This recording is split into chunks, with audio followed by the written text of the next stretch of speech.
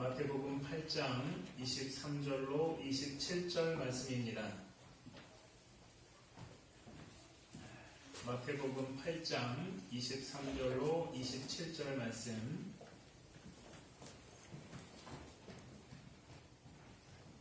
신약성경 12페이지 마태복음 8장 23절로 27절 말씀. 우리 한 목소리로 함께 통독하도록 하겠습니다. 23절부터 시작. 배에 오르심에 제자들이 따랐더니 바다에 큰 놀이 일어나 배가 물결에 덮이게 되었으되 예수께서는 주무시는지라. 그 제자들이 나와 깨우며 이르되 주여 구원하소서, 우리가 죽겠나이다. 예수께서 이르시되 어찌하여 무서워하느냐, 믿음이 작은 자들아 하시고 곧 일어나사 바람과 바다를 꾸짖으시니 아주 잔잔하게 되거늘 그 사람들이 놀랍게 여겨 이르되 이가 어떠한 사람이기에 바람과 바다도 순종하는가 하더라. 아멘.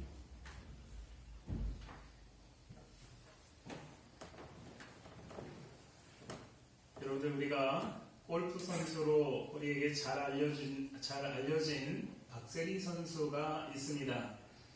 아마 이 박세리 선수를 이야기할 때 우리가 빼놓을 수 없는 그의 경기가 1998년 US 오픈이 아닌가 생각이 되어집니다. 여러분, 참 지금 생각하면 참 오래된 그러한 이야기입니다. 1998년 US 오픈에서 박세리 선수는 생애 첫 번째 메이저리그 우승을 하게 되는데, 그 우승이 그냥 쉽게 우승하는 것이 아니라 18번 홀까지 다 경기를 마쳤는데 2등과 동점이 되어집니다. 그래서 연장을 하게 되는데, 그 연장은 18번 홀을 다시 한번 그렇게 돌게 되는 그런 게임을 합니다.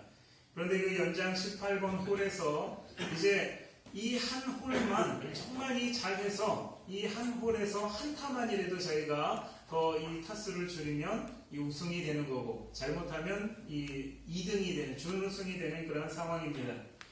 이 연장 18번 홀에서 이 박세리 선수가 티샷을 딱 칩니다. 얼마나 여러분들 긴장되면서 티샷을 쳤겠습니까? 그런데 그 티샷이 여러분들 이 그린이라고 하죠. 깃발이 꽂혀 있는 그 그린의 왼쪽 연못에 빠지는 그런 일이 벌어집니다. 연못에 빠졌습니다. 그런데 이 상대편 선수의 티샷은 어떻게 됐을까요? 그린 위에 탁 올라갔습니다. 어찌 본다라면 참 위험한 그런 순간 아닙니까? 정말 여기서 잘해서 우승을 해야 되는데 그 참 이 우승과 거리가 멀어지는 그러한 순간이 된 것과 같습니다. 그럴 때에 연못이 이 공에 빠지면 골프에서는 여러분들 이 물속에 빠진 공을 여러분들 어떻게 칠 수 있습니까? 그래서 그 공을 밖으로 끄집어내놓고 이 연못 가까운데 끄집어내놓고 공을 다시 친다라고 하면 2점의 벌타점을 맞게 됩니다. 2점을 쉽게 말하면 더 플러스 시켜가지고 여러분들 이 공을 치게 되니까 상대편보다 2점을 더 손해보는 그런 경기를 할 수 있습니다. 그런데 우리가 다 아는 것처럼 박세리 선수는 고민을 합니다. 공을 끄집어내놓고 밖에서 편안하게 칠 거냐, 아니면 물속에 들어가서 그 물에 있는 공을 칠 거냐라고 고민을 하는데, 그때 이 일을 회상하면서 박세리 선수가 최근에 여러분들 최근에 그러한 말이 있어서 오늘 우리가 분명히 기억해야 될 그런 말을 합니다. 그런 경우라면 여러분들 지금까지 박세리 선수는 늘 하던 대로 공을 끄집어내서 2점의 벌타를 얻고 경기를 했던 그러한 사람이었습니다. 만약에 그 순간도 그렇게 공을 연못에서 끄집어내서 쳤다라면 여러분들 2타점을 먼저 잃었기 때문에 준우승을 할 수 있는 그런 상황입니다. 그런데 당시 20살이었던 박세리 선수는 한번 도전해보자.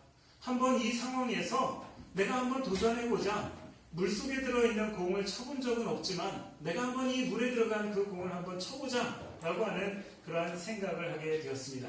그래서 우리가 잘 아는 것처럼 양말을 벗고 여러분들 그 물속에 들어가서 이 공을 노려다보는데 자기가 생각한 것보다 훨씬 더 공이 물속에 깊이 들어가 있는 거예요. 자기가 생각했을 때 만약에 내가 이 타점을 내가 벌점을 맞고 위에서 친다면 그냥 2점으로 말겠지만 여기서 내가 잘못 치면 2점이 아니라 4점이 될 수도 있고 마이너스 6점이 될 수도 있는 그러한 상황이 되었습니다. 그 순간에 박세리 선수가 다시 한번 고민하기 시작합니다. 공을 끄집어 내서 칠 것이냐 아니면 물속에 있는 공을 다시 칠 것이냐 라는 그런 고민을 하면서 그때 박세리 선수가 이런 생각을 했습니다. 여러분, 이것이 중요한 말인데, 내가 물속에 있는 공을 쳐서 US 오픈에서 우승하지 못한다 할지라도 나는 내가 한 번도 해보지 않은 일을 시도한 것으로만도 나는 이것에서 성공한 것이다 라는 그러한 생각을 했다는 것입니다. 여러분들 이해되시나요? 그 물속에 있는 공을 한 번도 지금 이런 공을 쳐본 적은 없는데 내가 여기서 우승하지 못한다. 내가 실수해서 내가 2타점이 아니라 4타점의 벌점을 맞아서 내가 이 경기에서 2등을 한다 할지라도 내가 이것을 한 번도 해보지 않은 이것을 내가 시도하는 것만으로도 20살의 나이 박세리에게는 이것이 성공한 것이다 라고 그러한 생각을 하고 그러한 마음을 먹었다는 것입니다. 이런 마음으로 공을 쳤으니 박세리가 그 공을 잘 쳐서 우승한 것도 성공한 것이지만 혹시라도 잘못 쳐서 우승하지 못한다 할지라도 이것은 박세리 선수에게는 성공이라는 것입니다. 어떤 선택도 이런 사람에게는 성공입니다. 물에 빠진 공을 잘 쳐서 우승하는 것도 성공이요. 물에 빠진 공을 잘못 쳐서 우승하지 못한다 할지라도 이것을 기회로 삼고 두려워하지 않는 사람에게는 그것도 그 사람에게는 성공이라는 것입니다. 우리가 지난 시간에 마태복음 8장 18절에서 22절의 말씀을 통해서 예수님의 제자가 되기 위해서는 용기, 강하고 담대함에 대해서 우리가 말씀을 함께 나눴습니다. 용기라는 것은, 예수님의 제자가 되는 그 용기라는 것은 성공과 실패에 연연하지 않는다라고 말씀을 드렸습니다. 자기의 본분을 지키는 것이 제자라고 말씀을 드렸습니다. 예수님에게 집중하는 것, 이것이 바로 용기요 담대함이라고 우리는 말씀을 나눴습니다. 그런데 이것이 예수님께서 그의 제자들에게 제자는 어떠해야 되느냐라는 것을 가르쳐주신, 이론적으로 가르쳐주신 그러한 부분입니다. 마치 교실 안에서 예수님께서 그의 제자들을 불러 모으시고 교실 안에서 교과서를 펴면서 제자들에게 이러한 제자로서의 용기, 담대함에 대해서 가르쳐 주신 것입니다. 그런데 여러분들 22절의 말씀을 보면 그 한 제자에게 말씀하시는 것이 너는 나를 따르라 라고 그렇게 말씀하십니다. 그리고 23절의 말씀에 배에 오르심에 제자들이 따랐더니 라고 말합니다. 예수님은 그 제자에게 나를 따르라 라고 말씀하셨고 예수님이 배에 오르시니 23절에 바로 그 제자가 예수님을 따랐다 라고 그렇게 말하는 것을 보면서 여러분들 너무 순조로운 그런 모습 아니겠습니까? 예수님의 제자로서 예수님이 나를 따르라 하셨고 또 그 제자가 예수님이 배에 오르시는 그 모습을 보면서 따랐다. 너무 순조로운 그런 장면입니다. 이는 제자들이 예수님의 제자됨을 결단하고 예수님이 가시는 곳 어디든지 따라가는 그러한 모습입니다. 그런데 여러분들 문제가 생깁니다. 24절에 보면 바다에 큰 놀이 일어나 배가 물결에 덮이게 되었더니 마치 박세리 선수가 US 오픈 경기에서 지금까지는 정말 잘 쳐서 1등이 되느냐 2등이 되느냐 하는 그러한 이 절체절명의 순간 연장 18번 홀까지 온 그 순간까지는 여러분들 별로 나무랄 것이 없었던 그러한 순간이었습니다. 그런데 이제 그 연장 첫 번째 티샷에서 공이 연못 해저드에 빠진 그러한 상황이 오늘 이 마치 제자들이 예수님의 제자로서 이제 용기를 내서 내가 제자가 되겠습니다. 그 담대함을 가지고 나아갔는데 예수님을 따라 나아갔는데 마치 그들이 연못에 자기 공이 빠진 박세리 선수처럼 여러분들 이리도 저리도 못할 수 있는 그러한 상황을 큰 풍랑을 만난 그러한 상황을 맞이하게 되었다는 것입니다. 예수님께서는 배에서 주무셨고 제자들은 주무시는 예수님을 깨우면서 이렇게 말합니다. 주여 구원하소서 우리가 죽겠나이다.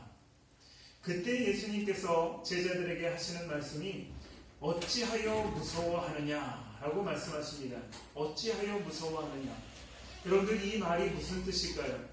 예수님께서 제자들을 향해서 어찌하여 무서워하느냐 라고 하는 이 말은 여러분들 우리가 자세히 곰곰이 생각해 보면 무서워할 일이 아닌데 왜 무서워하느냐 라고 하는 그런 뜻 아니겠습니까? 예수님이 어찌하여 무서워하느냐 라고 하는 그 말의 뜻은 무서워할 일이 아니다. 그런데 너희는 왜 무서워하고 있느냐 라고 하는 그런 의미가 포함되어져 있다는 것입니다. 제자들이 무서워할 일이 아닌 것을 지금 무서워하고 있습니다. 풍랑이 무서워할 일이 아니라는 것을 예수님 말씀하십니다. 여러분들 박세리 선수가 그 공이 연못에 빠진 것은 무서워할 일이 아니다 라는 것을 말해주는 것과 같은 모습입니다. 그런데 여러분들 왜 제자들이 무서워했을까요? 제자들이 이 상황에서 무서워한 그 이유가 무엇이냐 하는 것입니다. 만약에 우리가 오늘 여기 있는 저와 여러분들 우리 모두가 지금 이 주님의 제자로서 예수님의 제자로서 그 배를 타고 있다라고 여러분들 한번 생각해 보시기 바랍니다. 그러면 여러분들 왜 무서우시겠습니까? 왜 이 배를 타고 있는데 무엇이 여러분들 무서움을 우리에게 그 제자들에게 주고 있느냐는 것입니다. 당연히 우리는 24절을 보면서 바다에 큰 놀이 일어나 배가 물결에 덮이게 되었으되 라고 얘기한 것처럼 큰 파도가 일어나서 배를 덮으려고 하니 무서울 것이다 라고 그렇게 말할 수 있습니다. 또 예수님을 따라서 예수님의 제자로서 예수님을 따라왔는데 예수님께서는 아무렇지도 않은 듯이 지금 주무시고 계시는 것, 그것을 보면서 제자들의 입장에서는 아마도 예수님에 대해서 섭섭한 마음도 가지고 있었을 것입니다. 마치 깊은 산속에 보호자를 잃어버린 어린아이와 같은 심정 아닐까요? 지금 예수님을 따라서 예수님만 믿고 왔는데 아니 예수님 믿고 왔으면 정말 좀 편안하게 이 배 여행을 해야 되는데 풍랑을 만났으니 마치 그런데 그 상황에서 예수님은 아무것도 하지 않고 주무시고 계시니까 마치 숲속을 보호자를 잃어버린 어린아이와 같은 그런 무서움이 지금 이 제자들의 그러한 모습일 것입니다. 그런데 이 똑같은 사건을 우리가 지금 이 보는 마태복음 8장 23절에서 27절의 이 말씀을 마가복음에도 기록되어져 있고 또 누가복음에도 똑같은 사건이 기록되어져 있습니다. 그런데 이 마가복음에서는 제자들이 예수님을 향해서 뭐라고 얘기하냐면 선생님이여 우리가 죽게 된 것을 돌보지 아니하시나이까 라고 그렇게 말합니다. 무슨 말일까요? 우리가 지금 죽게 돼 있는데 왜 우리에게 신경 써주지 않습니까? 예수님에 대해서 섭섭한 마음을 드러낸 제자들의 말이라는 것입니다. 제자들이라면 이런 것이 당연히 두렵다라고 그렇게 생각할 것입니다. 아마도 사람들 누구라도 이러한 상황이라면 당연히 이건 두려운 상황이다 말할 수 있습니다. 그런데 예수님은 전혀 다른 말씀을 하십니다. 큰 풍랑이 있는 그런 것을 보면서 이 세상에 있는 누구들도 예수님의 제자들도 이것은 두려운 것이다 라고 말하지만 예수님은 그렇게 말씀하지 않습니다. 예수님 뭐라고 얘기합니까? 어찌하여 무서워하느냐 믿음이 작은 자들아 라고 그렇게 말씀하십니다. 제자들이 풍랑을 무서워하고 예수님이 나 몰라라 주무시는 상황이 무서운 것이 아니라 그들의 무서움은 믿음이 작기 때문이다 라고 그렇게 말씀하십니다. 제자들의 무서움에 대한 이 제자들이 지금 이 상황에서 무서운 것에 대한 전혀 새로운 해석을 예수님 하시지 않습니까? 우리는 풍랑이 크게 일어서 물결이 덮이게 되니 이것은 당연히 무섭다라고 그렇게 말하지만 여러분들 그것이 원인이 아닐 수도 있다는 것입니다. 풍랑이 우리를 무섭게 하는 것이 아닐 수 있다는 것입니다. 원인은 무엇입니까? 우리의 믿음이 작기 때문이다 라고 그렇게 말해주고 있습니다. 여러분들 믿음이 작다라고 한 그 표현은 마가복음에서는 이렇게 말합니다. 너희가 어찌 믿음이 없느냐라고 예수님이 말씀하십니다. 그런데 그것을 영어 성경은 이렇게 번역합니다. 아직도 믿음이 없느냐라고 그렇게 표현합니다. 여러분들 무슨 말일까요? 예수님을 따라서 지금 제자라고 결단해서 지금 여기까지 왔는데 제자라면 그 정도의 믿음은 가지고 있어야 되지 않느냐? 그런데 너희에겐 이 정도의 믿음도 없느냐? 라는 그러한 예수님의 말씀이 아직도 믿음이 없느냐? 라는 그러한 표현입니다. 누가복음에서는 이것을 이렇게 말합니다. 너희 믿음이 어디 있느냐? 라고 예수님이 그렇게 말했다라고 합니다. 제자들은 파도가 넘실대는 것이 무섭다고 말할지는 모르지만 예수님의 말씀은 파도와는 상관이 없습니다.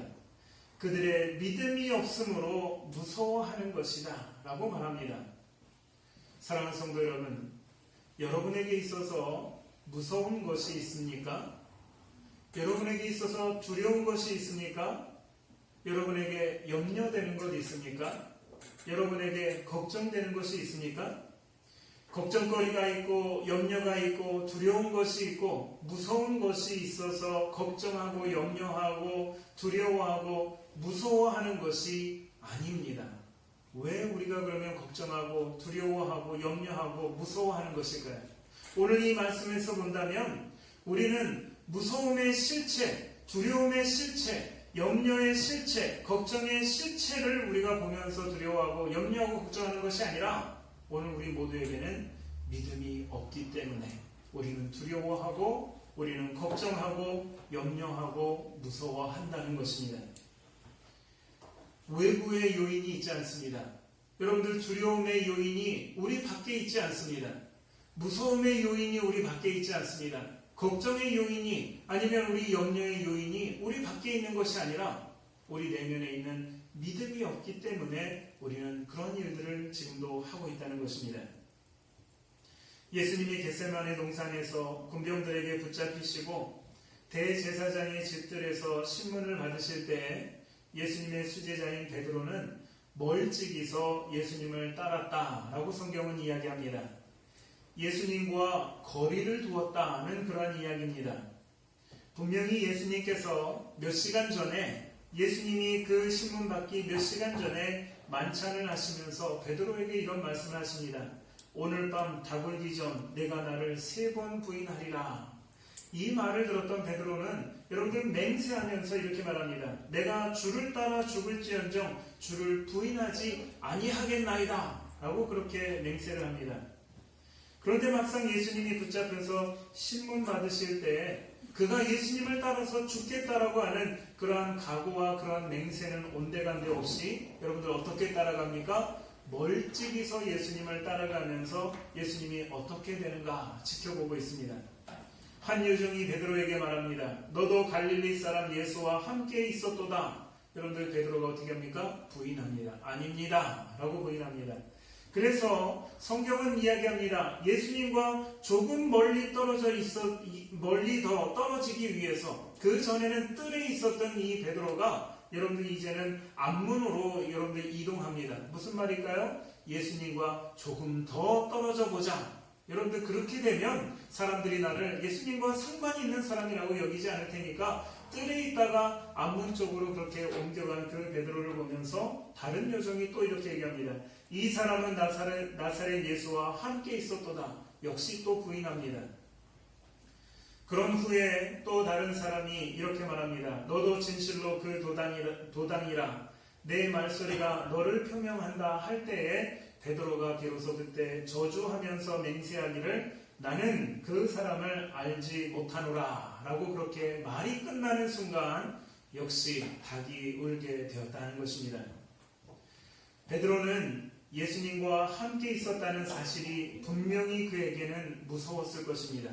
왜냐하면 지금 예수님이 당하는 그 고난과 그 고통을 내가 예수님과 함께하는 그런 제자입니다 라고 밝히는 순간 자기 자신도 당할 수 있기 때문에 그것에 대해서 두렵고 무서웠을 수 있습니다. 베드로의 이러한 무서움도 오늘 본문을 통해서 본다라면 우리는 그가 믿음이 없기 때문에 무서워했다라고 얘기할 수 있습니다. 그런데 이런 믿음이 없던 것은 베드로가 예수님을 가까이서 쫓는 것이 아니라 멀리서 쫓으면서 예수님을 직시하고 예수님을 바라보면서 나아간 것이 아니라 예수님과 거리를 두었기 때문에 그에게서 두려움이, 무서움이라는 것이 그를 엄습했다라는 것입니다. 마찬가지로 예수님의 제자들이 풍랑이 있는 바다 위에서 믿음이 없어서 무서워한 것도 여러분들 제자들이 바라본 것이 무엇일까요? 분명히 그 배 안에 자신들의 주님이신 예수님이 있음에도 불구하고 제자들이 바라보는 것은 넘실대는 파도는 바라볼 수 있었지만 그 파도만 보고 주무시고 계시는 그 배 안에 자기와 함께 하시는 그 주님을 바라보지 못했기 때문에 그들은 비로소 그 자리에서 무서워하게 되었다는 것입니다. 사랑하는 성도 여러분, 믿음이라는 것은 자기 확신을 말하지 않습니다. 자기가 할 수 있다고 굳게 결단하는 것을 말하는 것이 아닙니다. 성경에서 믿음이라고 하는, 성경이 말하는 믿음이라는 것은 오직 예수 그리스도를 어떤 상황에서라도 똑바로 바라보는 것, 이것이 성경이 말하는 믿음이라는 것입니다. 여러분들 히브리서 12장 2절에 뭐라고 얘기합니까? 믿음의 주요 또 온전하게 하시는 이인 예수를 바라보자. 여러분들 믿음의 주 대신 예수 그리스도를 바라보는 것, 어떤 상황이라 할지라도, 심지어 지금 파도가 넘쳐서 배를 더 삼킨다, 집어삼킨다 할지라도 그 상황에서 무서우니까 파도를 보는 것이 아니라 예수를 바라보는 것이 믿음이라는 것을 우리에게 말합니다.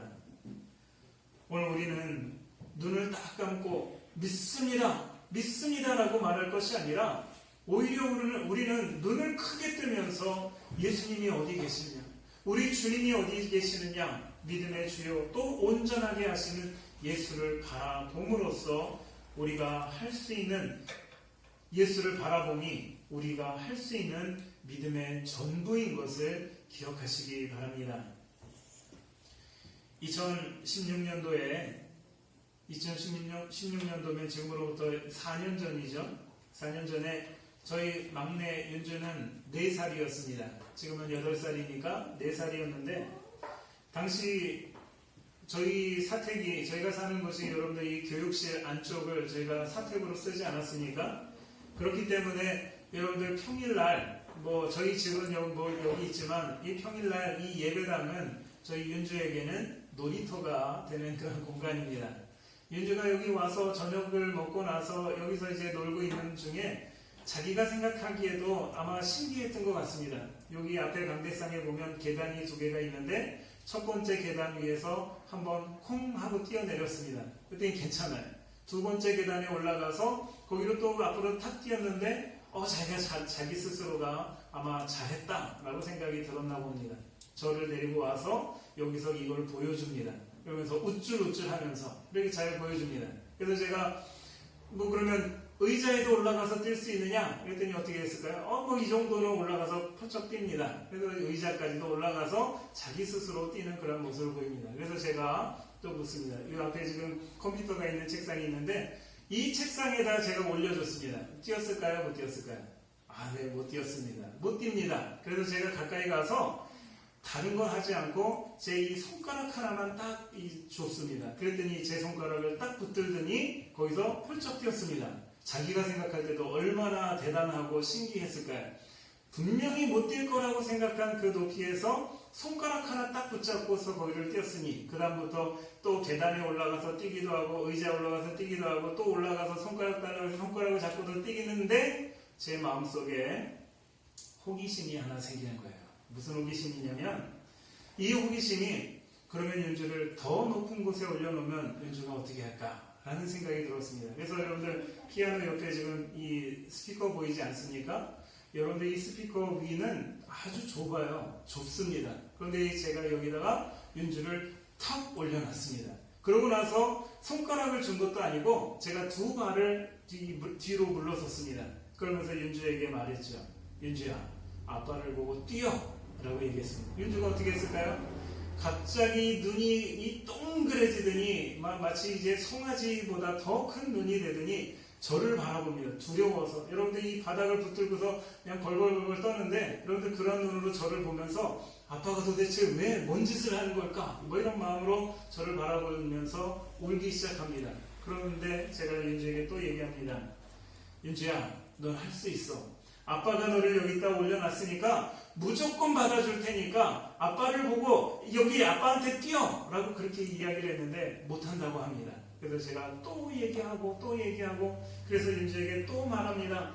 아빠한테 뛰어! 괜찮아! 아빠가 받아줄게! 라고 그렇게 이야기하는데 윤주가 어느 순간에 이 잡고 있었던 이 바닥에 손을 탁 놓는 순간 윤주의 표정이 여러분들 어땠을까요? 제가 그 표정을 잊어버릴 수가 없는 거예요. 지금까지는 울고서 징징대면서 내려달라고 그렇게 이야기하던 윤주가 울음을 뚝 그치면서 그 눈에서 여러분들 마치 레이저를 쏘는 것처럼 강렬한 눈빛으로 저를 바라보면서 거기서 손을 띄고 탁 일어나더니 저를 향해서 마치 날다람쥐가 뛰는 것처럼 저를 향해서 탁 뛰었습니다. 어떻게 됐을까요? 당연히 제가 아빠가 여기를 윤주를 받았죠. 여러분들 믿음이라는 것이 이런 것입니다. 믿음이 무엇이냐면 나를 그 위험한 곳에 올려놓은 아빠는 나를 받으실 능력이 있기 때문에 나를 그 위에 올려놓았다는 것을 믿는 것이 믿음입니다. 예수님께서 제자들을 이끄시고 그 풍랑 한가운데로 예수님이 그 제자들을 이끌어 놓으셨다. 여러분들 이 제자들을 죽이시기 위해서 그러신 것이 아니라 이 풍랑 가운데서 나를 구원해 줄 수 있는 능력이 예수님에게 있기 때문에 예수님은 그 제자들을 그 한가운데 세워주신 것입니다. 그러므로 제자들은 파도가 넘실대는 그 커다란 파도를 보면서 무서워 떨 것이 아니라 나를 그곳에 올려놓으신, 나를 그곳으로 이끄신 예수님을 바라보는 것, 이것이 그들의 믿음이 되어야 하는 것입니다. 오늘 여러분을 무서운 곳에 두신 이가 누구이십니까? 오늘 여러분들을 염려하는 곳에 세우신 이가 누구이십니까? 여러분들 지금 우리가 이 온 세상이 지금 코로나로 지금 어려운 가운데 있는데 우리를 코로나 한가운데 세우신 이가 누구입니까? 여러분들 우리 주님 아니십니까? 그렇다면 우리에게 믿음이 있다는 것은 다른 말로 말하면 예수님을 뚫어져라 쳐다보는 것, 이것이 오늘 우리의 믿음의 전부입니다. 오늘 내가 무서워하는 것, 그것을 바라보면서 하나님 어떻게 합니까? 하나님 이거 물리쳐 주십시오가 아니라 여러분들 이 코로나 상황에서 코로나를 보면서 어떻게 하면 이 코로나를 우리가 해결할 것인가, 이것을 우리가 생각하는 것이 아니라 우리를 이 가운데 보내신 하나님을 우리가 바라보는 것, 이것이 오늘 우리의 믿음이라는 것입니다. 그리고 아빠인 제가 윤주에게 아빠한테 뛰어 라고 그렇게 말을 했을 때 그 말을 믿고 윤주가 뛴 것처럼 우리가 주님을 뚫어지게 바라본다면, 우리가 주님을 바라본다면 주님께서 그때 우리에게 비로소 말씀하십니다. 나에게 뛰라고 하든지 아니면 나와 같이 너희도 그냥 같이 자자 라고 그렇게 말씀하시든지 아니면 이 상황은 걱정할 것이 아니다, 염려할 것이 아니다 라고 그렇게 말씀을 하시든지 그 말씀을 듣고 행하는 것이 우리의 믿음의 행동이 되는 것입니다. 그런데 윤주를 스피커 위에 올려놓고 여러분들 저는 어땠을까요? 윤주가 뛰지 않는다고 여러분들 올려놨는데 지금 제가 잠깐 말씀을 드렸지만 그 상황이 여러분들 한 5분 10분 지나는 그런 상황입니다. 그런데 그 상황 가운데 윤주가 뛰지 않는다고, 야 너 뛰지 않으니까 마음 단단히 먹고 기다리고 있어, 아빠는 산책 나갔다 올게, 여러분들 그런 마음이었을까요? 아니면 심지어 짧게라도 가스불에 올려놨으니까 곰곰이 생각하고 있어, 아빠 가스불 끄고 올게, 이런 마음이었을까요? 절대 그렇지 않습니다. 내가 내 새끼를 위험한 곳에 올려놓고서 결코 다른 일을 할 수가 없었습니다. 심지어는 여러분들 내가 다른 일을 가스불을 끄는 그러한 일이 얼마나 중요한 그러한 일임에도 불구하고 그것을 위해서 나가지 않고 심지어는 제가 눈 한 번 깜빡이는 그러한 것조차도 시간이 아까워서 그 윤주에게 저의 시선을 떼지 않았다는 것입니다. 저의 시선뿐만 아니라 저의 관심, 정신, 모든 것을 온통 저희 윤주에게 집중하고 있었습니다. 여러분들 왜 그랬을까요? 왜 제가 저의 시선과 관심과 집중 모든 것들을 여러분들 윤주에게 여러분들 스피커 위에 올려있는 윤주에게 관심을 쏟았습니까? 내 새끼가 지금 위험한 곳에 있기 때문인 것입니다. 그렇다면 오늘 예수님은 어떠하셨을까요? 그의 제자들을 폭풍 가운데 위험한 곳에 두시고 한가하게 잠을 주무신 것입니까? 제가 위험한 곳에 윤주에게 모든 관심을 집중한 것처럼 비록 예수님이 오늘 이 본문에서 주무신다 하지만 예수님의 마음과 관심은 그의 제자들에게 온통 쏠려 있었던 것입니다. 바로 앞절에서 우리가 지난 시간에 살펴본 것처럼 18절에서 22절에서 예수님의 제자가 된다는 것은 성공과 실패에 연연하지 않는 용기, 자기 본분을 지키는 용기, 예수에게 집중하는 용기를 가르쳐 주시고 그들을 이끌고 제자들이 위험하다고 여기는 그 현장에 나오셨는데 24절에 예수님은 배에서 주무시는지라. 여러분들 저도 내 새끼를 위험한 스피커 위에 올려놓고 눈 한 번 깜빡이는 시간도 아까웠습니다. 예수님께서 주무신다는 것은 주무시는 것이 아니라 제자들이 바로 이 문제에 대해서 파도를 보는 것이 아니라 예수님을 찾도록 하신, 기다리고 계신 그 모습이 예수는 주무시더라 라고 하는 그러한 모습 아니겠습니까? 아마도 이 배 안에는 어부 출신이었던 베드로와 안드레와 요한도 함께 있었을 것입니다. 아마 그들은 평생 배를 타고 있었던 그런 어부였기 때문에 아마도 풍랑이 처음 시작했을 때 웬만한 풍랑이라면 자기들 스스로 어떻게 해보려고 분명히 그들은 노력을 했을 것입니다. 마치 윤주가 한 계단, 두 계단 아니면 의자 정도에서는 자기 스스로 아무것도 도와주지 않는다 할지라도 그냥 뛸 수 있는 것처럼 오늘 이 베드로와 요한과 안드레는 아마 그렇게 할 수 있었을 것입니다. 그러나 여러분들 우리 인생에 풍랑이라고 하는 것은 이 정도 수준에서 끝나는 것이 아닙니다. 여러분들 우리 인생을 완전히 송두리째 여러분들 집어삼킬 수 있을 만한 그러한 풍랑이 여러분들 오늘 이 제자들 뿐만 아니라 우리 인생에도 반드시 찾아오게 되는 것입니다. 우리가 도저히 감당할 수 없는 무서운 것이 우리 인생에는 반드시 찾아옵니다. 여러분들 안 오지 않습니다. 100% 여러분들 인생에 그러한 풍랑이, 그러한 무서운 것들이 반드시 찾아옵니다. 그럴 때 여러분들 우리가 무엇을 봐야 됩니까? 그 두려운 것, 내가 지금 당하고 있는 이 어려움, 이것을 바라보는 것이 아니라 히브리서에서 말씀하신 것처럼 믿음의 주요 또 온전하게 하시는 이인 예수를 바라보자 라고 말합니다. 여러분들 이 말씀을 기억하시면서 온전히 주님을 바라보는 것이 우리의 믿음의 전부입니다. 그리고 이러한 사람들, 그 어떤 상황에서도 예수를 바라보는 그 사람, 이 사람을 가르쳐서 우리가 믿음 있는 사람이라고 말하는 것입니다. 지금 여러분이 무서워하는 것이 무엇이 있습니까? 여러분이 염려하는 것이 무엇이 있습니까? 우리 주님께서 여러분들에게 말씀하십니다. 어찌하여 무서워하느냐? 어찌하여 염려하느냐? 여러분들 이것이 무슨 말입니까? 아무개야, 그것은 무서워할 일이 아니야. 그것은 염려할 일이 아니야. 이것은 그 무서운 것을 쳐다보고 염려하는 것을 쳐다보고 무서워하고 염려하는 것이 아니라 믿음의 주요 온전하게 하는 나를 바라보렴 이라고 하는 예수님의 탄식 소리가 어찌하여 무서워하느냐라는 말씀입니다. 그럼에도 주님을 바라보지 않고 우리가 여전히 나를 무섭게 하는 그것을 바라보거나 나를 염려하게 하는 그것을 바라보면서 주님을 바라보지 않는다면 여러분들 우리는 믿음 없는 사람입니다.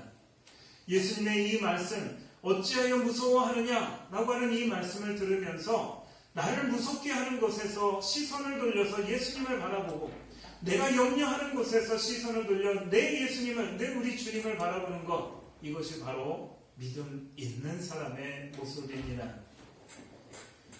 말씀을 맺습니다.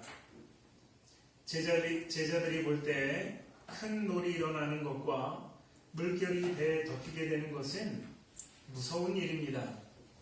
제자가 되었다고 무서운 일을 피해 다니도록 하신 것이 결코 아닙니다.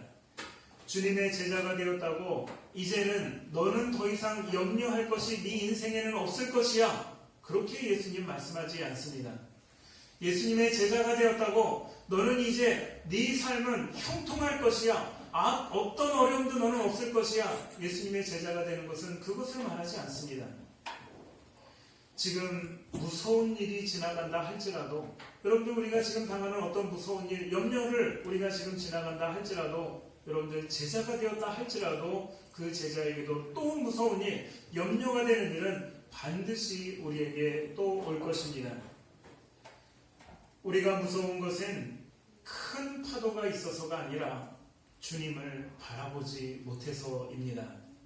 늘 우리 삶에 폭풍이 있지만 항상 주님을 바라보는 자, 즉 믿음이 있는 자에게는 그것이 결코 문제가 되지 않습니다. 그래서 다윗도 고백하는 것이, 내가 사망의 음침한 골짜기로 다닐지라도 해를 두려워하지 않은 것은, 여러분들 무엇입니까? 해를 두려워하지 않는 것, 이것이 바로 내가 이 사망의 음침한 골짜기 가운데서도 해를 두려워하지 않고 오직 주님만 바라보는 자는 해를 두려워하지 않는다는 그러한 다윗의 고백입니다. 사랑하는 성도 여러분, 여러분들이 두려워하는 실체가 아무리 크다 할지라도 그것이 주님보다 크지 않습니다. 그러므로 믿음의 주요 온전하게 하시는 예수를 바라보는 자는 박세리 선수가 물속에 빠진 공을 쳐서 우승하는 것도 성공이요, 잘못 친 것도 성공인 것처럼 오늘 예수님의 제자로서 풍랑 가운데 안전하게 건짐을 받은 것도 성공이지만, 사도 바울처럼 배가 완전히 파손하는 일을 당하는 것도 그에게는 성공입니다. 예수를 바라보는 자에게는 풍랑 가운데 건짐을 받은 것도 성공이지만, 사도 바울처럼 풍랑 가운데 완전히 파손한 그 사람도 성공이라는 것을 우리가 기억하시기 바랍니다. 예수를 온전히 바라보는 자는 결코 실패가 없습니다. 여러분들 우리 인생 성공하고 싶으십니까? 성공의 비결은 오직 예수를 바라보는 자에게는 결코 실패가 없습니다. 저와 여러분들이 예수를 온전히 바라보는 자로서 성공자 되시기를 주님의 이름으로 축원합니다. 기도하시겠습니다. 사랑의 하나님 아버지, 우리가 인생 살아가다 보면 오늘 제자들이 만났던 것처럼 큰 풍랑을 만날 때가 있습니다. 아버지, 이것을 보면 참 무섭고 두려워할 만한 그러한 것들입니다. 그런데 오늘 예수님께서 그 제자들에게 하시는 말씀이, 어찌하여 무서워하느냐 믿음이 적은 자들아 라고 그렇게 말씀하십니다. 오늘 우리에게 믿음이 적다는 것은 우리가 그 풍랑 가운데에서 예수님을 바라보지 않고 그 큰 파도, 우리를 두렵게 하는 그 큰 파도를 바라보는 자들이 믿음이 적은 자요, 그 풍랑 가운데에서도 그 파도를 바라보는 것이 아니라 예수를 바라보는 자가 믿음 있는 자인 것을 오늘 이 시간 고백합니다. 아버지 하나님, 우리 인생 가운데 닥치는 그 풍랑 가운데, 두려운 일 가운데, 염려 가운데, 걱정 가운데 우리가 그것들의 실체를 바라보는 것이 아니라 오직 살아계신 하나님, 우리 주 예수 그리스도를 바라볼 수 있는 우리 모두가 되어지도록 인도하여 주시옵소서. 그래서 때로는 우리가 주님을 바라보지만 오늘 이 제자들처럼 그 풍랑 가운데 건짐을 당한 사람들도 있지만, 사도 바울처럼 그 풍랑 가운데 완전히 파손한 그러한 사람도 있습니다. 그러나 이 사도 바울도 성경에서 성공한 사람인 것을 우리가 기억합니다. 아버지 하나님, 예수를 바라보는 자는 그 어떤 것도 성공인 것을 우리가 기억하며 우리가 주님 안에서 성공자로 살아갈 수 있도록 인도하여 주시옵소서. 모든 말씀 우리 주 예수 그리스도의 이름으로 간절히 기도하옵나이다. 아멘.